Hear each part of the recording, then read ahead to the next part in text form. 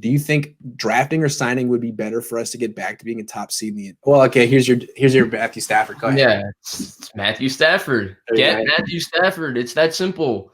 Because I just look at this roster and I say, if you miss out on a corner in the first round, if you miss out on an edge rusher in the first round because you have to take a quarterback because of where they're going to draft, it's not going to be Zach Wilson or Trevor Lawrence. So that means he's not going to be a quarterback that everybody's going to be 100% on, where you can just start him day one and he'll just totally elevate your team if you have a couple extra holes because of that. I just think that's too much to handle. But I think if you get Matthew Stafford, whose contract is manageable, maybe he costs a couple of second-round picks or something. If a couple of second-round picks, that would be a godsend. Oh, my God. A couple of second-round picks for Matthew Stafford. Oh, whew.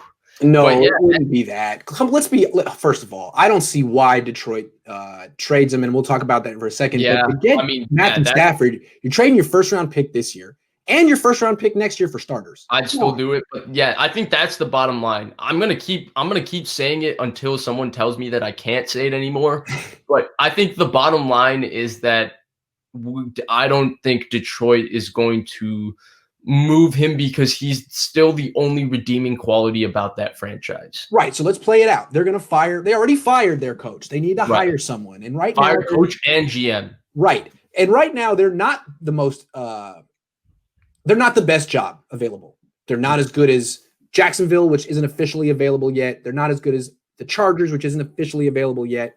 They might not be as good as Houston because of Deshaun Watson. But they're right there. Deshaun Watson is 26 and Matthew Stafford's 33. But you could say they're the number 4 team and that they could get someone good. You trade Matthew Stafford, you're at the bottom.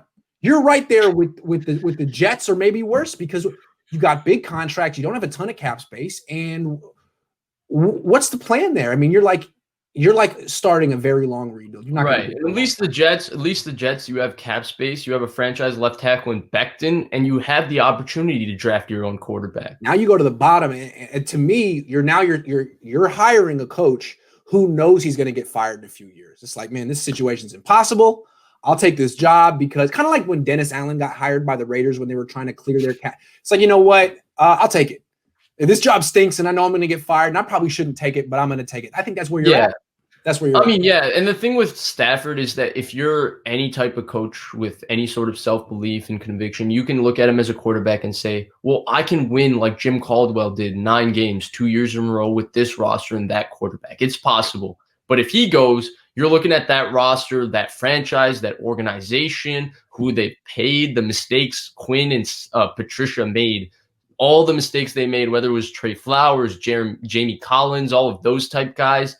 And you're just thinking, well, are they going to give me the full time because I have to tear this roster apart, suck for a couple years, and then we might be ready to go if the rebuild works. Right, and you're going to get fired. That's the way it works in the NFL, and it's not really fair. What I would say is, from Saleh's perspective, I think he could probably do better than Detroit, but Detroit might work out for him. He could pitch it to them and be like, look, I'll bring Mike McDaniel. I'll bring the run game coordinator from San Francisco. You'll get a run game for the first time in San Francisco. Yeah, DeAndre Swift looks good.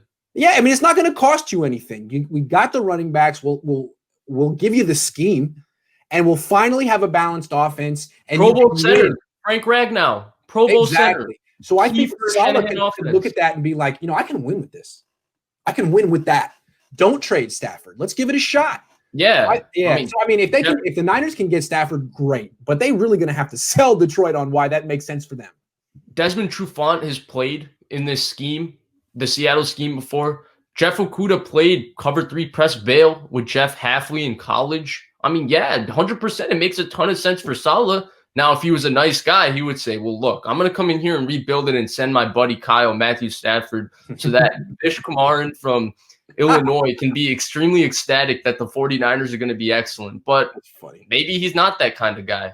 Maybe I misjudged Saleh. Well, I would hope that he is. He needs to scratch the people's back who scratched his.